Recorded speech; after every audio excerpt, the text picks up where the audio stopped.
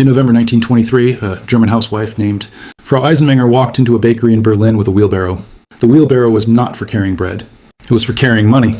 She needed 200 billion marks to buy a single loaf of bread. While she was inside the shop negotiating with the baker, a thief ran past and stole the wheelbarrow. But the thief didn't want the money.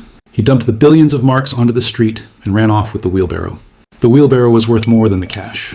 This was Germany in 1923, a nation where money had become worthless, where life savings evaporated in hours, where the middle class was destroyed, and where the seeds of the most catastrophic war in human history were being planted. But this was not an accident. This was not a natural disaster. This was the deliberate consequence of a treaty signed 4 years earlier in the Hall of Mirrors at the Palace of Versailles. This is the story of how the victors of World War I tried to strangle Germany with debt, and how that debt strangled Europe instead. To understand the hyperinflation of 1923, you have to go back to June 28, 1919, the Treaty of Versailles. The war had ended 7 months earlier with Germany's surrender. Over 17 million people had died. Europe was devastated. The victorious powers, Britain, France, Italy, and the United States, gathered at Versailles to decide the fate of the defeated Central Powers. But this was not a negotiation. It was a sentencing. The German delegation was not allowed to participate in the discussions. They were summoned only at the end to sign the document. When they read the terms, they were horrified. Germany was required to accept full responsibility for starting the war. This was the infamous war guilt clause. Article 231, it was not just a moral judgment, it was a legal foundation for punishment. Germany would pay. And the bill was astronomical. The treaty demanded reparations. The initial amount was left deliberately vague, to be determined by a reparations commission. But the range being discussed was staggering. The final figure, announced in 1921, was 132 billion gold marks. In today's money, that's approximately $442 billion. It was more than Germany's entire GDP. It was a sum designed not to be repaid, but to cripple. The French were the driving force behind these punitive terms. France had suffered the most during the war. The trenches had been dug on French soil. French cities had been destroyed. Over 1.4 million French soldiers had died.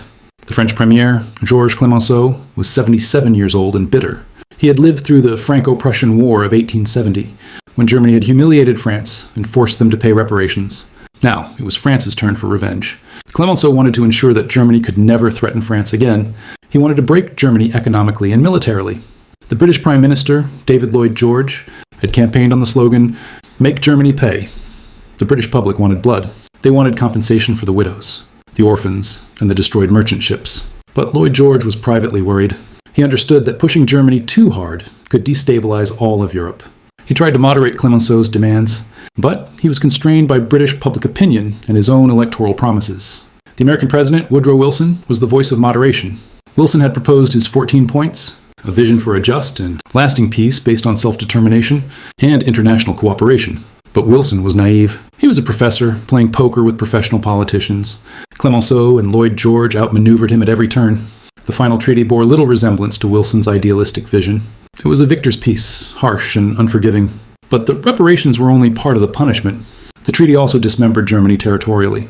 Alsace-Lorraine, which Germany had taken from France in 1871, was returned to France. The industrial Saar region was placed under international control for 15 years, its coal production going to France as reparations in kind. The Rhineland, the industrial heartland of Western Germany, was to be demilitarized and occupied by Allied troops. Germany lost all its overseas colonies. It lost territory to Poland, including the vital industrial region of Upper Silesia. Germany was cut in half geographically, with the newly created Polish corridor giving Poland access to the sea but separating East Prussia from the rest of Germany. In total, Germany lost 13% of its territory and 10% of its population. Worse, it lost critical industrial capacity. The coal mines of the Saar and Silesia were gone. The iron ore of Alsace-Lorraine was gone. These were not just symbolic losses. They were economic amputations. Germany's ability to generate the wealth needed to pay the reparations had been deliberately crippled. The treaty also imposed severe military restrictions. The German army was limited to 100,000 men, a size barely sufficient for internal policing. The navy was reduced to a coastal defense force. Germany was forbidden from having an air force, tanks, or submarines. The general staff was dissolved. Germany, which had possessed one of the most powerful military machines in the world, was reduced to impotence. This was not just about security. It was about humiliation. The German public was stunned. They had been told by their government that Germany was negotiating a peace based on Wilson's 14 points. They believed they would have a say in the terms. When the full text of the treaty was published in German newspapers, there was a collective howl of outrage. Protests erupted in every major city. The treaty was denounced as a diktat, a dictated peace. Politicians called it a slave treaty. The Social Democratic government that had replaced the Kaiser after the Revolution of 1918 was in an impossible position. If they signed, they would be forever branded as traitors. If they refused, the Allies would invade and impose even harsher terms. The German military, in a final act of cowardice, refused to take responsibility. General Groener told the government that the army could not resist an Allied invasion. The politicians were left holding the poison chalice. On June 28, 1919, exactly 5 years after the assassination of Archduke Franz Ferdinand that had sparked the war, the German delegation signed the treaty. The ceremony took place in the Hall of Mirrors at Versailles, the same room where the German Empire had been, proclaimed in 1871 after defeating France. The symbolism was deliberate. France was exacting revenge in the most theatrical way possible. As the Germans signed, they wept. They knew they were signing away the future of their country. But signing the treaty and paying the reparations were two very different things. Germany did not have 132 billion gold marks. The country was broke. The war had drained the treasury. The imperial government had financed the war not through taxes, but through borrowing, expecting to pay off the debt with reparations extracted from defeated enemies. But Germany had lost. Now, the debt remained and new debts were being piled on top. The Weimar Republic, the democratic government that replaced the Kaiser, faced an impossible task. They had to rebuild a shattered economy, satisfy a population traumatized by war and defeat, and somehow find the money to pay the Allies. The first reparations payments were supposed to begin immediately. Germany was required to pay in gold, foreign currency, commodities, and industrial goods. In the first 2 years, Germany made some payments.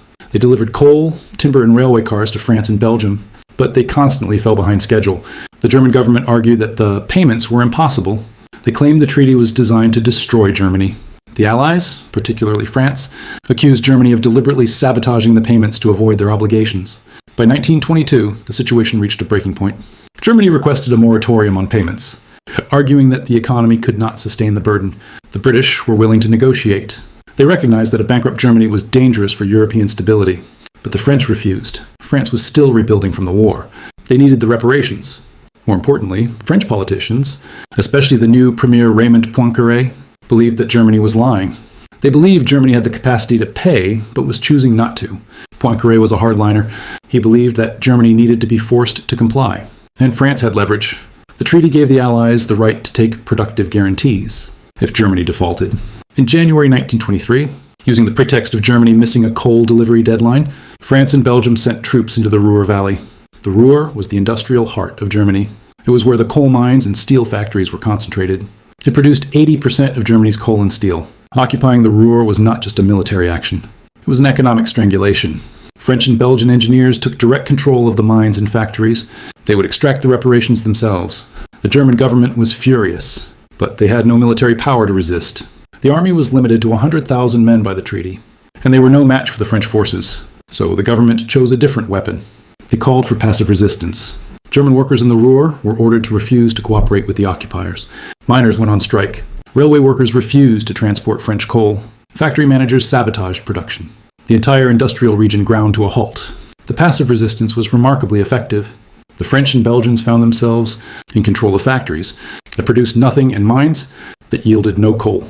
They arrested German officials and brought in their own workers, but the logistics were impossible. Without the cooperation of the local population, the occupation was a failure. But the passive resistance came at a catastrophic cost for Germany. The Ruhr was the economic engine of the country. If it wasn't producing, the entire economy collapsed. The government was now supporting millions of striking workers. They had to pay their wages and provide food and housing. But the tax base had disappeared. The factories weren't producing. The mines weren't operating. There was no economic activity to tax. The government faced a choice. They could abandon the workers and let the occupation succeed, or they could support the resistance and risk bankruptcy. They chose resistance. And to pay for it, they did the one thing that would doom Germany. They printed money. The Reichsbank, Germany's central bank, began running the printing presses day and night. They printed billions, then trillions, then quadrillions of marks. The currency began to lose value at an exponential rate. This was not just inflation. This was hyperinflation, one of the most extreme cases in human history. The collapse of the German mark happened with breathtaking speed. In January 1923, at the start of the Ruhr occupation, the exchange rate was 18,000 marks to $1. By August, it was 4.6 million marks to the dollar. By November, it was 4.2 trillion marks to the dollar. The numbers became so large that they lost all meaning. Workers were paid twice a day because, by the afternoon, the morning wages were worthless. People brought wheelbarrows, suitcases, and laundry baskets to carry cash. Children built towers and played with stacks of banknotes because they were more plentiful than building blocks. Stamps became too expensive to print denominations on, so they were left blank and stamped by hand. The social consequences were devastating. The middle class, the backbone of German society, was annihilated. People who had saved for decades watched their life savings become worthless overnight. A pension that could have bought a house in 1922 couldn't buy a loaf of bread in 1923. Professionals, teachers, civil servants, shopkeepers, all the people who had believed in thrift and hard work were reduced to poverty. Meanwhile, a new class of profiteers emerged. Speculators who had borrowed money to buy real assets, factories, land, and buildings, found that their debts evaporated. They paid back loans with worthless paper and kept the assets. Farmers hoarded food, refusing to sell for worthless currency. The cities starved while the countryside thrived. The social fabric of Germany was tearing apart. The psychological trauma was profound. Germans felt betrayed by their own government, humiliated by the Allies, and helpless in the face of economic chaos. Trust in democratic institutions collapsed. The Weimar Republic, which had been established with high hopes after the Kaiser's abdication, was now seen as weak and incompetent. Extremist parties on both the left and the right began to gain traction. The communists promised a workers' revolution. The right-wing nationalists promised to restore Germany's honor and tear up the Versailles Treaty. One of those nationalists was a failed artist and war veteran named Adolf Hitler. In November 1923, at the peak of the hyperinflation crisis, Hitler attempted a coup in Munich, the beer hall putsch. He tried to seize power in Bavaria and march on Berlin. The coup failed. Hitler was arrested and sentenced to prison. But the conditions that allowed him to try, the economic desperation, the rage at Versailles, the collapse of the middle class, those conditions were created by the hyperinflation, and those conditions would bring him back. The hyperinflation finally ended in late 1923, not because the government fixed it, but because the currency died completely. The mark was abandoned.